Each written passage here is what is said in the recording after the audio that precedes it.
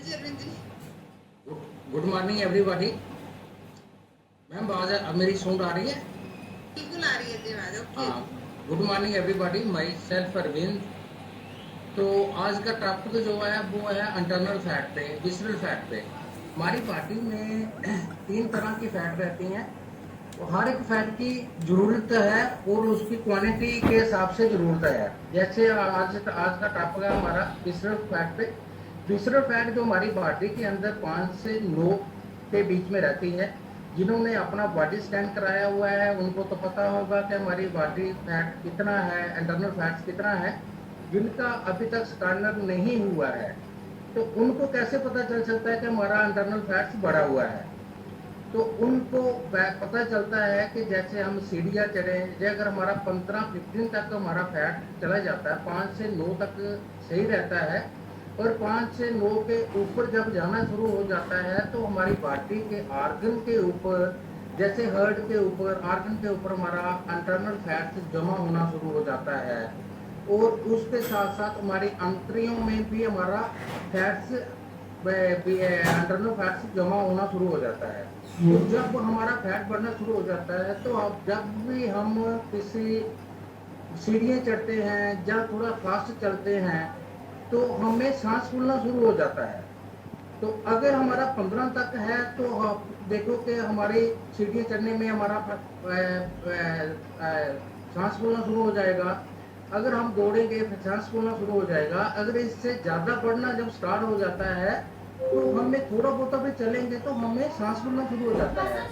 ये हमारी बॉडी में सबसे ज़्यादा खतरनाक फैट है जो जिससे हमें हार्ट अटैक होता है। हार्ट अटैक होता कैसे है? जब हमारे, क्योंकि जब हमारे हार्ट के ऊपर हमारा फैट आना शुरू हो जाता है तो जो हम सांस लेते हैं, हमारा हार्ट पंप करता है, वो प्रॉपर मात्रा में पूरा खुलता ओपन नहीं होता है, ओपन नहीं होता है। और उसकी वजह से हमारी जो ऑक्सीजन हमें लेनी होती है वो प्रॉपर मात्रा में हम नहीं ले पाते, और कार्बन डाइऑक्साइड हम बाहर नहीं निकाल पाते हैं। तो दूसरा ये हमारे जब वेन में ये हमारा फैट जमा होना शुरू हो जाता है तो उसको बोलते हैं हम हार्ट की ब्लॉकेज। उससे हमें क्या होता है, जो हमारा हार्ट जब फैट हमारी ज़्यादा जम जाती है तो जो क्यों ये वैसा ही रहता है जैसे एक हमने फर्श डाला है, फर्श के ऊपर कहीं उतर जाए तो उसके ऊपर हम चेपी लगा देते हैं सीमेंट की, तो वो कुछ टाइम के बाद उतरती है। ऐसे ही हमारी जेब भी एक चेपी जैसी ही लगी रहती है हमारी वेन्स के अंदर।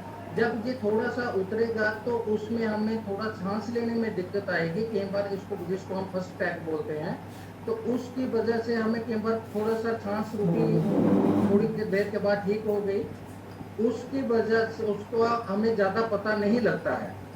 तो जब सेकंड अटैक आता है हमें तो जो परत हमारी उतरी होती है वो ज़्यादा तादाद से उतरती है, वो तकरीबन 50% तक ऊपर चले जाती है, हमें सांस लेने में दिक्कत आती है।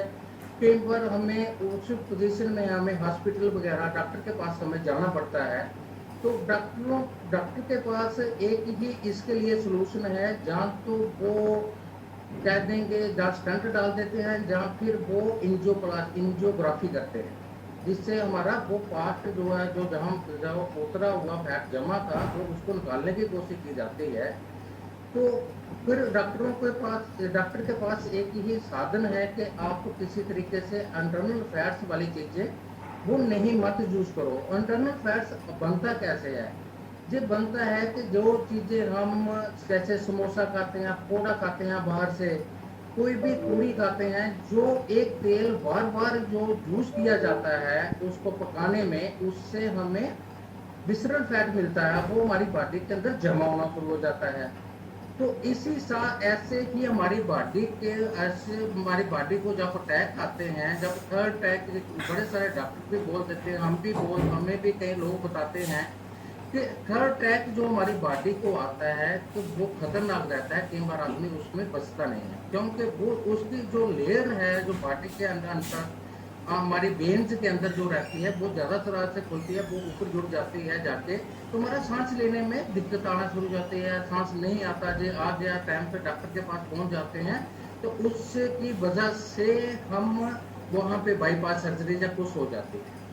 तो अभी है क्या कि जो इंटरनल फैट हमारी बढ़ी हुई है तो इंटरनल फैट्स को जैसे हमें कुछ बताते, सेमिनार में भी हम बताते हैं कि एक नोट की गड्ढी, उसमें अगर हमारा इंटरनल फैट्स बढ़ा हुआ है तो उसको हमें उसके और हम वैसी चीजें खाते रहते हैं, वैसा जूस करते रहते हैं, वो एक दिन नोट की गड्ढी जो रबड़ लगा हुआ है वो फट टूट जाएगा। तो अगर उसको हमें निकालना शुरू करेंगे तो वो चीजें चांसेस रहता है कि हमें अटैक ना हो आएगा। अगर हम एक नोट की गड्ढी में अगर 10,000 की गड्ढी है, उसमें अगर 5,000 हम निकाल लेंगे, 3,000 निकाल लेंगे, 7,000 निकाल लेंगे, तो वो रबड़ जो है वो लूज हो जाएगा, उसमें चांसेस हमारे कम हो जाएंगे उसको हार्ट अटैक आने में। तो ऐसे ही जब मैंने स्टार्ट किया था, मेरा भी इंटरनल फैट्स जो था वो 28 था, मगर उसके बाद मैंने जो अपना न्यूट्रिशन हम यूज करते ही हैं, जो भी हमारे सेशन में है, मैक्सिमम लोग न्यूट्रिशन यूज कर रहे हैं जिनका इंटरनल फैट बढ़ा हुआ है, उसके लिए हमारे 2 प्रोडक्ट रहते हैं, जैसे बीटा हर्ट और हर्बल लाइफलाइन। जी, हर्बल लाइफलाइन जो रहता है इसमें हमारे मेगा 3 फैट मिलती है जो मेगा 6 फैट को काटते हैं। तो ये एक अच्छी फैट है मेगा 3, जे हमें कोशिश करनी चाहिए कि जे हमें ज़्यादा तादाद में लेना चाहिए। तो ये था आज का टॉपिक। ये इसमें आज मेरा जो इंटरनल फैट्स है वो आज ठीक है। आज पहले मैं सीढ़ी चढ़ता था, मेरा अपना रिजल्ट ये था कि मेरा 108 किलो वजन था। आज इसकी वजह से मैंने हर्बल लाइफ न्यूट्रिशन की वजह से मैंने अपना 35 केजी बॉडी फैट लॉस किया हुआ है। पहले मैं 3 किलोमीटर भी दौड़ता था तो मुझे 3 बार रेस्ट करनी पड़ती थी, सांस के सांस मिलता नहीं था, मतलब ऐसा लगता था कि मुझे अभी सांस मैं खत्म हो जाऊंगा। मगर इस न्यूट्रिशन को यूज करके मैंने आज जो इंटरनल फैट मेरा कम हुआ है, मैं कम से कम 7 से 8 किलोमीटर कंटिन्यू दौड़ सकता हूँ, साइकिलिंग कर सकता हूँ। आज मुझे इन चीज़ों की ज़्यादा दिक्कत नहीं आती।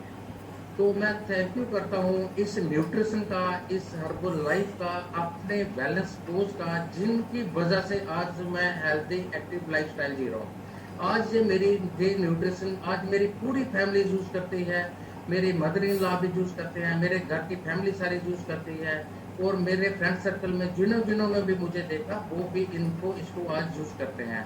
Thank you all herbal life family का, थैंक यू रेणु शक्ल मैम का, थैंक यू सो मच।